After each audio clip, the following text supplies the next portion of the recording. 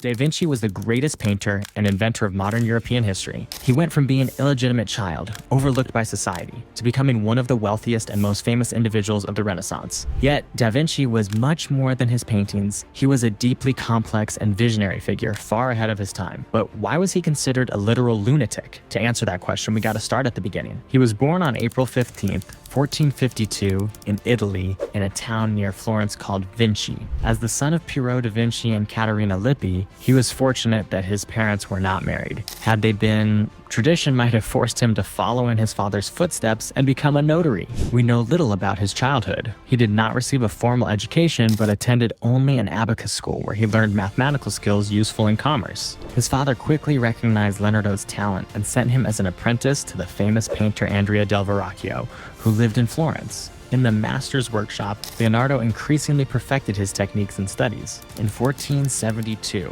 Leonardo continued his career mainly under Verrocchio, likely as an assistant or student. His talent was so remarkable that, according to legend, Verrocchio, upon realizing he had been surpassed by his student, decided never to paint again. But why did most people think negatively about Da Vinci during that time?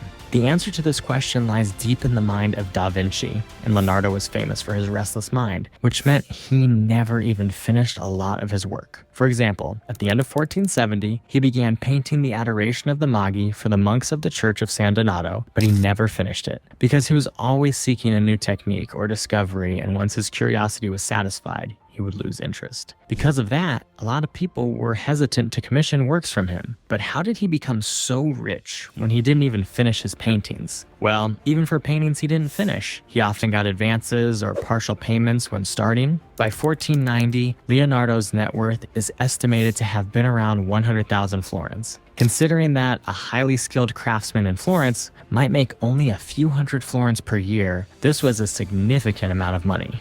Over time, Leonardo became a renowned artist, although he was known for finishing his works only with delays or sometimes not at all. The Duke of Milan commissioned him to create a gigantic bronze statue of a horse. Leonardo started to study horse anatomy in detail, even dissecting them, and recorded the results in his notebooks. Yet again, Leonardo eventually shifted his attention to other projects. In 1493, he then presented a clay model of the giant horse, for which he received much praise, even though he hadn't even started with the statue itself. But in late 1499, disaster was about to strike. The French attacked Milan. Chaos broke out across the city. The bronze that had been carefully set aside for Leonardo's giant horse statue was seized and melted down to make cannons. All the years of planning, sculpting, and dreaming were gone. Leonardo, who had once been celebrated in Milan, now found himself in a collapsing world. The cultural hub, where he had built his career, was no longer a safe place for artists and inventors, so he fled the city. But Da Vinci was not the same man anymore. He had seen how quickly fortune could change, and how even the grandest visions could be destroyed by politics and war.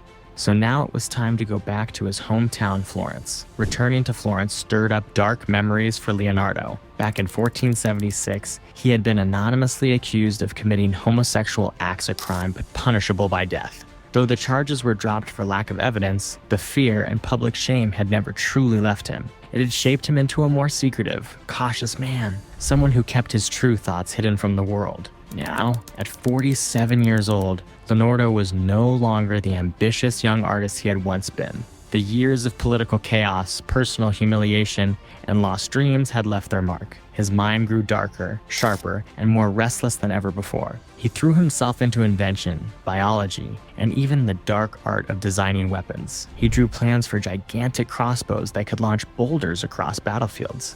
He designed armored tanks shaped like turtles that could roll through enemy lines, bristling with cannons. He sketched early ideas for machine guns, helicopters, and submarine centuries before any of them would actually exist. He also started thinking about robotics.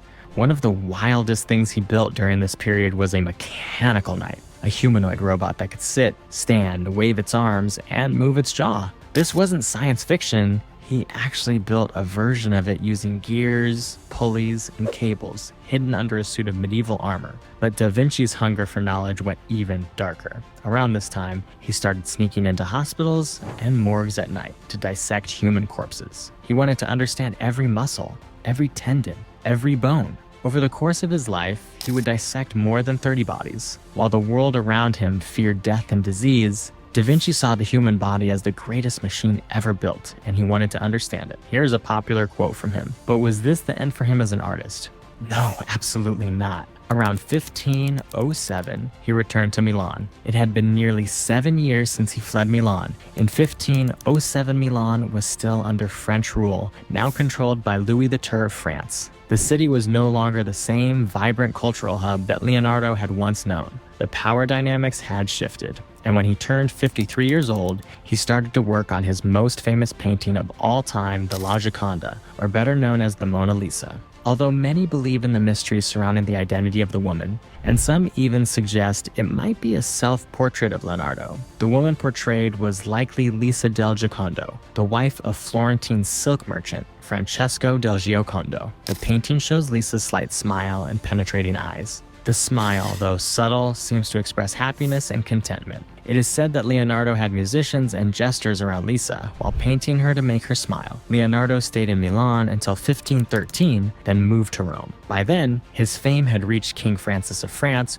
who invited him to live in his country. In 1516, Leonardo moved to a residence near Amboise and received the title of premier painter, engineer and architect to the king. He was paid a generous pension of about 1,000 ecus per year, a massive salary at the time.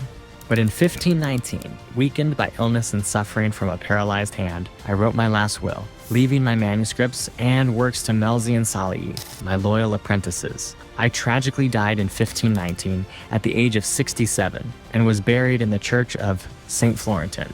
Now tell me, what do you think?